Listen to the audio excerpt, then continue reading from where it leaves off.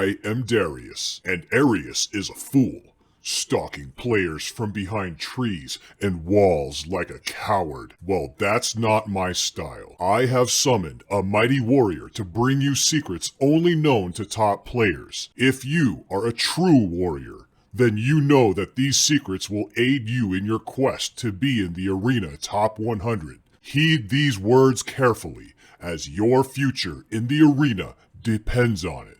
But before that, shout out of the week goes out to Alliance Points. Thanks for helping Kashi Nomad get Emperor. Wanted to know, will Dark Convergence continue to be allowed to pull players outside of structures with placements on walls? I mean, that's just a bug. We'll get it fixed. Yeah, that's a bug. Yeah. Okay, so no. I keep on crashing.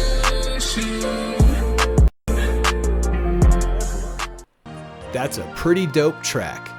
Now you too have one more subscriber. Dude, what's up, man? Can I call you bro? Yeah, you can call me bro. I was gonna say, man, if I couldn't call you bro, all right, you know what? This interview is done. You're Airyus. That's how you pronounce your name? Yes, sir. Yes, sir. Nice. Dude, thank That's you. Good to meet you, man. Good to talk to you. I like your work.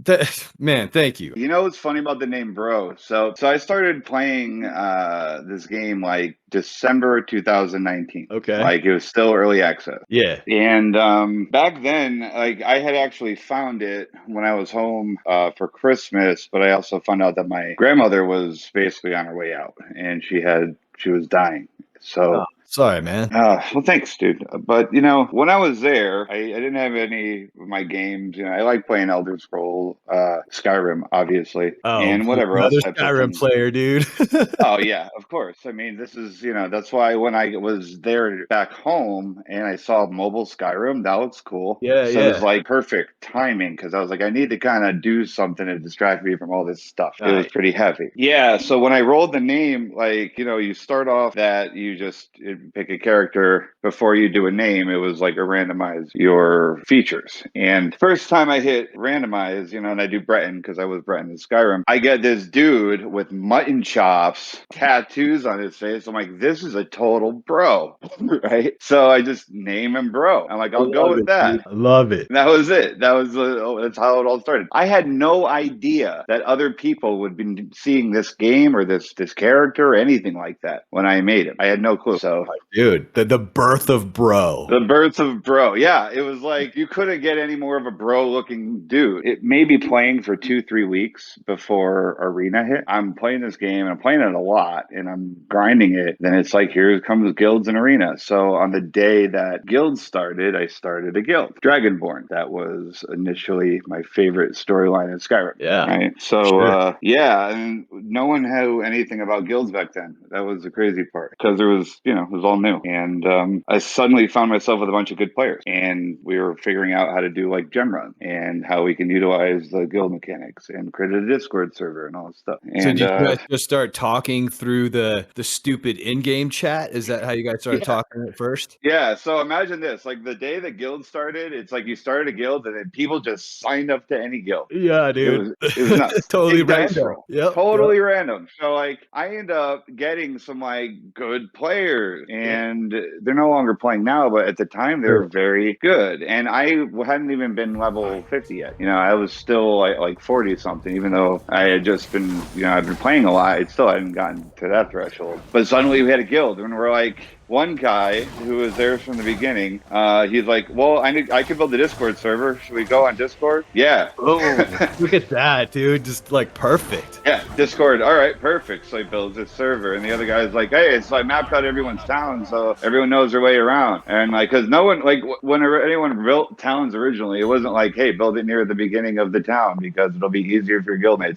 They're all over the place. Dude, enchanters are the way, the back by the town hall, like, Yeah, in the ghetto. That's what we used to say. In the hood, dude. In the hood, like way back there, you know. So I actually moved my enchanters over time, but, you know, so it was this Wild West, and we kind of came together in Discord. It was pretty cool, man. Back in the day, it was a different game. It was actually a lot harder. There's some cool stuff happened. How long have you been playing? Somehow stumbled upon it early access, and Wow. like That's cool. the timers were stupid, man, and there were So so you many remember. bugs. Yeah, it's so weird, and I feel like that grandpa on the rocking chair telling the stories to the kids, saying, you know, back in my day when we had timers, we waited for them, kids. Yeah, that's right, we waited for them timers, and we went in dungeons and found ways to make use of our time, and you know, like that's how I feel. Grand soul gems in other people's towns.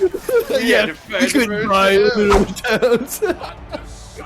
Yeah, dude, exactly. I feel you, man. It was like, so you were there the whole time, you know? Oh, yeah. For me, it was all happened at once because I found the game, and then a couple weeks later, there's a guild being created. But yeah, like this whole game's been quite a crazy journey because, you know, I didn't expect it to go where it went, you know, at least for me. With Dragonborn, ultimately, I met Zevran and we joined forces. No longer playing now, but at the time, they were very good. Yeah. And that became Bloodborne, which is Bloodborne today. Crazy. So it's like this whole thing kind of came together so organically, and it's been this beautiful ride. Yeah, it's all built around this really cool, quirky, different game that we all kind of fell in love with, you know? And dude, that's what I'm trying to get out there, man. Like, okay. First of all, I've never played a game like this where you have a first-person fight, one-on-one fight. This game is built for VR. Dude, no It's joke, man. Yes. Right? It's Yes. built for VR. It's a perfect game. If you were to put a fight game on VR, what would it be? Blade. Oh my god, So- dude. How do we get that in front of them? How do we get that in Well, front they're of getting them, there. Max? Here, this is what happened in Airyus. So I had this like insight.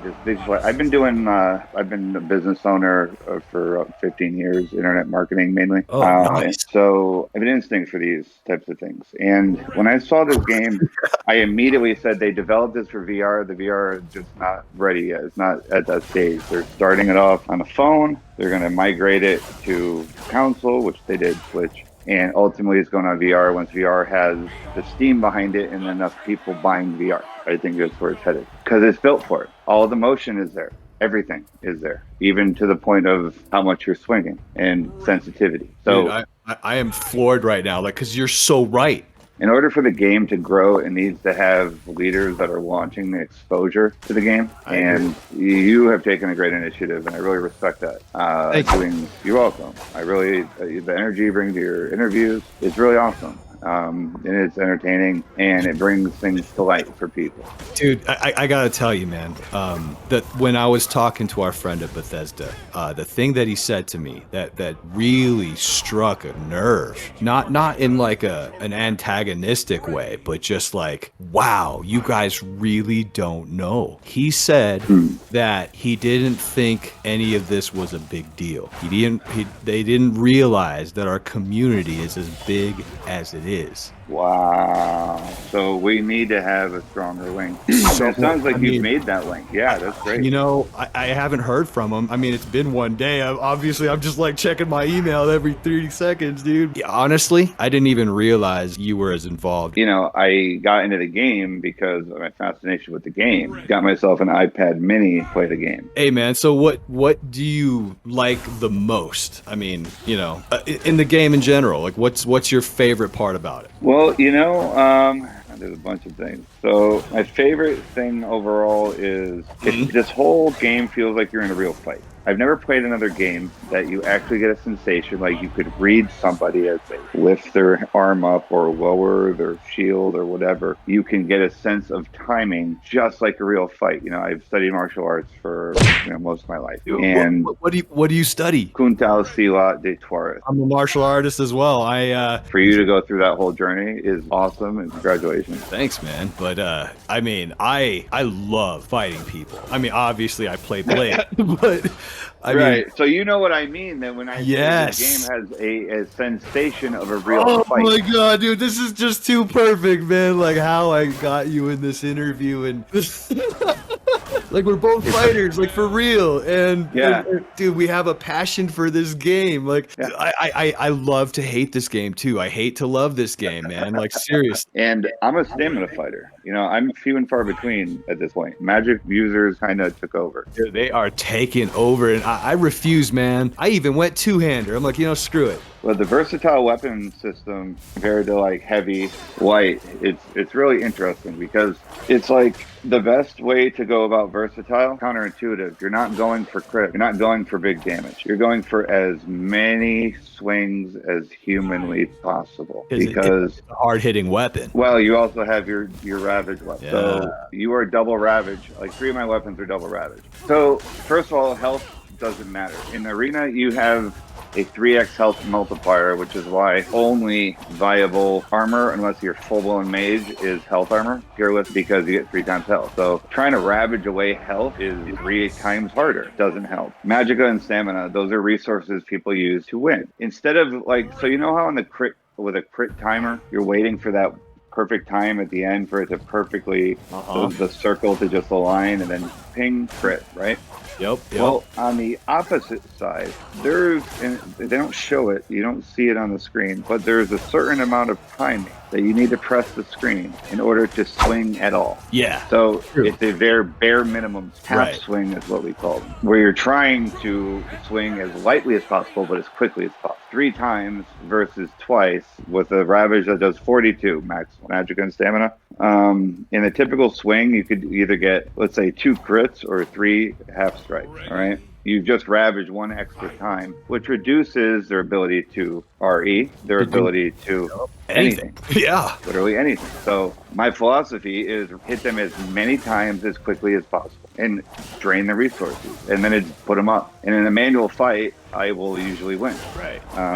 The world mechanics. Right, exactly. And that's just through timing. The best advice I've ever gotten about this game is it's all about timing. And it's true. Now, when you say timing, do you mean timing your hits or timing your hits versus their hits? Like, what do you mean by that? Oh, so there's just so you know, as a martial artist, there's a pace set to the fight. Yes, dude, I'm so happy I'm talking to you, man. Dude, awesome. So if you're in control of the pace of the fight or not, right? Exactly. You are the one they're reacting to. Mm-hmm. So that's where you need to have good timing. So here's an example of timing. Someone goes in a high block. Mm-hmm. You have a 1, 2, 3 count until that shield lowers, whether they want it or not. Right. So the moment they go in a high block, and sometimes I'll trick people into high blocking so I can get that 3 count. And timing, just as that shield's lowering and they're going to go open up and swing, I'm already landing a blow. Yes, dude. That's exactly it. You're holding your high block. I'm like, okay, it's going to come down now, and that's when I swing, right? Right. As the high block comes down. Yeah. And I used to stand there and hold the weapon and then let it go right when that high block would go down. And that works really well. Right. But when you have Warlock Ring, which I've recently acquired, it adds a brand new level of what's possible with this game. You just souped up your Geo Metro, man. Yeah, no, dude. With a freaking turbo engine. Yeah, it's pretty nuts. I mean, what's actually really nasty is I have a double ravage celerity sword total. Dude, I was trying so hard to get that. I burned through like 2,000. And Are you serious? I was trying to get a mace, the double enchanted, and the best I got was 15% in Magicka. Sorry. So, I mean, the speed's nice, man, but from what you're telling me, like, I'm learning so much from this, and like, I don't profess to know a lot, but I do know a lot more than the average player, so, this is going to help a lot of people, bro. Oh, good. I like that because you start getting a little bit better and you start getting farther in arena, and because there's certain walls people hit. Yeah. They just hit a wall, they hit a plateau. They're like, I can't get past this level. Well, that's where you need to up your game up. You think you need perfect gear? You don't. You actually need to understand the mechanics of the game. I'll tell you what, you get a mage, someone who's like, Ice Spike, paralyzed, yay! Get them down to no magic, watch what happens. Yeah, no, for sure. They're like, oh, crap, they're block, low block, I have nothing left. Right. You're getting stuck in that low block position, you know? Yep. So back to the idea of timing, like blocking, high blocking, knowing when to swing, how to reset the high block. If you just go and fake a swing, it'll reset your high block. Most people don't know that. If you just touch the screen long enough before it activates as a hit, it'll just raise the weapon and then you can kind of drop it. You just kind of quickly tap it. It'll kind of just twerk the character. You've seen people do twerking. That will reset your high block. Yeah, most of the time. If you can go back in time and give your noob self a piece of advice, and you only had like a little bit of time, like what would you tell yourself? My noob self, I'd say wait for resist elements to flash before you do anything else. I didn't know that for a while. Elements actually is activated.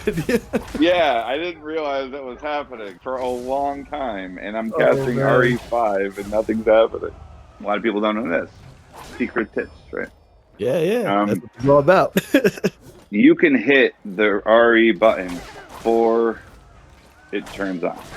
I knew it. That's why I spam it, dude. Even though it's not there, I'm just smashing it anyway. A blink of a second before it'll still go on. You got to get the timing. That's, again, timing. Round one, fight. Click. Right? You need to know the timing. So you can get RE off immediately, and I will usually get it off before lightning burst. Now, if somebody comes at me with a lightning bolt, and I know they're going to lightning bolt me especially, I'll swing at them with my Warlock Ring. They're going to hit me with a lightning bolt while I'm like warding or something, or I'm hitting Thunderstorm. The Thunderstorm is on every build. I mean, instant cast. It does a lot of damage. It looks You can cool. cast it behind the shield, and it drains. It keeps Magicka in check. It's important. It's like passively keeping Magicka in check, so they can't keep reacting. So ward I would also use. Honestly, I will ward right before they ice spike because it'll absorb the ice spike. It doesn't matter what level. Right, or paralyze, same thing. And absorb works the same way. Which is a great. And I'm seeing more absorbs now because of that reason. Just to eat an ice spike. Yep, or eat a paralyze. Those both are based on damage. So if you could shut down either one, you're in good shape. If you stagger bash that frostbite, you're going to be fine. If you have shortened elemental condition, you're frozen. So if you have 2x shortened elemental, you could basically high block for the amount of time that you're frozen if you time it right. I see what you're saying. So by the time your shield's slipping and you're raising your weapon again, you're unfrozen. Pow, pow, pow, pow, pow. Oh, dude, I like it. If there was one person or one group of people or something really in particular that helped you out the most on your journey, like who would you say or what would you say that would have been? Wow, I gotta say Bloodborne. I gotta say every single person I've met throughout the journey, from starting my guild to now. Outside of my guild, I would have to give a shout out to Matacrator and Ezra. Really helpful to me, like super early on. They all knew I was doing my guild, and they were all very supportive. They were just really good guys. I like them both. I got to know them both.